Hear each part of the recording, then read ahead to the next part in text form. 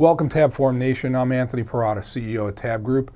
I'm joined today by George Harrington, Global Head of Business Development for the Eris Exchange. And today we're here to talk about the development of the swap market and the evolution of swap futures. Welcome, George. Thank you, Anthony. Glad to be here.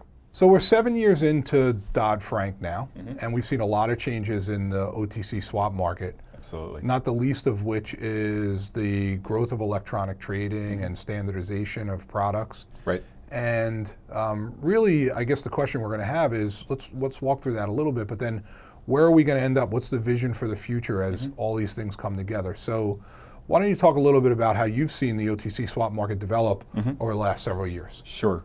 Well, certainly going back to Dodd-Frank and the requirements on a more liquid, a more transparent, a cleared swap market. Those were sort of the three big tenets that were attempting to be achieved from the outset. And obviously when we actually got the finalized CEF rule and go live, that was really the beginning of that realization where you did have electronic marketplaces for swaps that were now mandated for certain trades to take place on them. The swap data repositories provided the transparency, and then obviously clearing was really where it all started with the central clearing requirements that came on the back of that.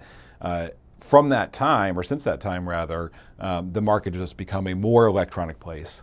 There's been obviously, there was a proliferation of CEFs at the outset. I think it's sort of crystallized and consolidated to a few players that are there now. But those markets are very vibrant. They're very liquid, and they're certainly very accessible, assuming you have the correct pedigree to get into the CEF market, and that of course means that you're accepted by an FCM to be brought into that marketplace. Right.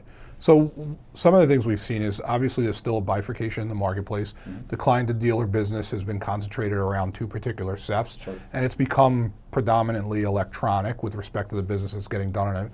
In the wholesale market, we've seen a movement to CEFs as well, but again, not necessarily electronic business is still being done the same way. But what's really evolutionary is the move to standardization of products. So with the MAC and then everything that goes along with that, what do you see as the next steps in the marketplace? So certainly the MAC, the MAC existed before it was called the MAC. So there was a standardized swap that was traded by some counterparts in the market, and was a relatively liquid space, but it was still definitely a subsector. The MAC now has really changed in that it is a general usage product, I think you would call it. Participants definitely are able to find deep liquidity. In fact, when you look at the plain vanilla liquidity in 2s, 5s, 10s, the liquidity that you would be able to find for a MAC in the same maturity buckets will be almost exactly equal. It's not necessarily different. While MAC volume is still trails overall plain vanilla volume, if you look at the SDRs, it's a growing number and it continues to attract more users. I think the fact that it does have that standardization does give great comfort to folks when they want to trade in and trade out, and especially if you're a shorter term swap user, if you're more speculative in the rates market than a holder of a rates position, it does have that particular level of interest, and that is driving more participation, more adoption of that product. And I think that trend is likely to continue as we go into the future. Right. So, I mean, clearly as the market gets more electronified, sometimes it's a chicken and egg, but more electronification sometimes leads to more standardization. But clearly we've seen a growth of electronic trading in highly standardized marketplaces. Right. So you're a guy who spent most of your career in the OTC markets, and here you end up at the Eris Exchange. You must see a trend, or you must believe that there's going to be this trend towards standardization. Right. So how does Eris fit into the equation? How does swap futures fit in the equation? And what do you think we're really going to see in the next 2 to 5 years? Yeah. I think that swap futures, obviously they predate Dodd-Frank with certain attempts to futurize the swaps market.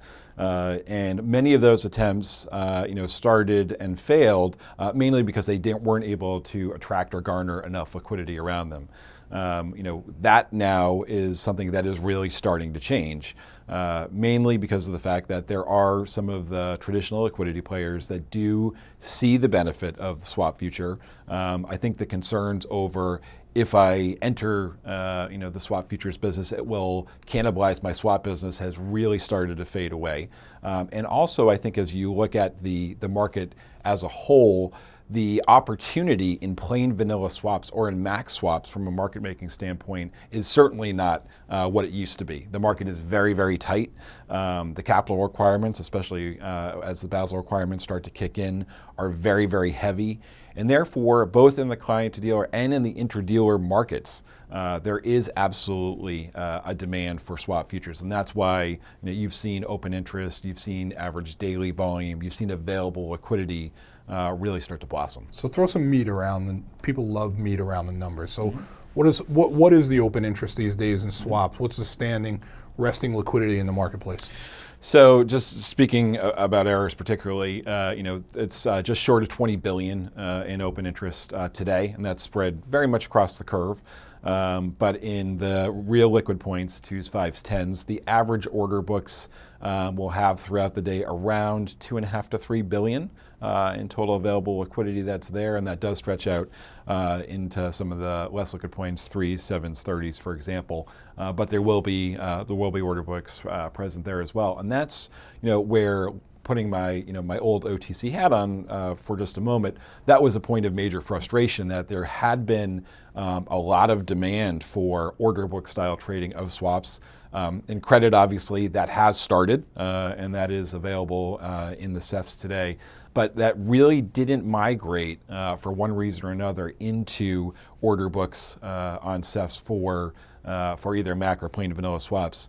In swap futures, that has started to happen, and that is something that is really attracting systematic, algorithmic type players, folks who do value anonymity in the trade.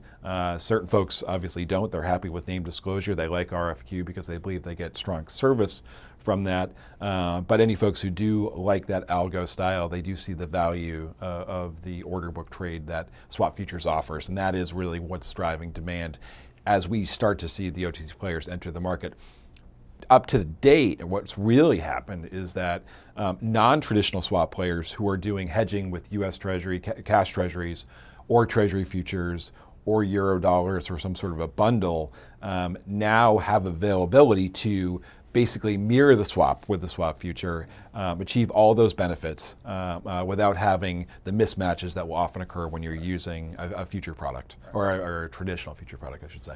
So I guess what this boils down to is, since Dodd-Frank, we've had regulation driving greater electronification, which is leading to more standardization in the swap market. When you combine that with collateral optimization, really what it boils down to is consumer optionality.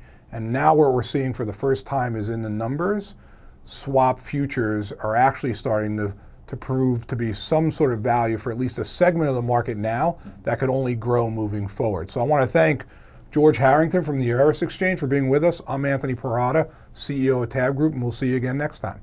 Thank you.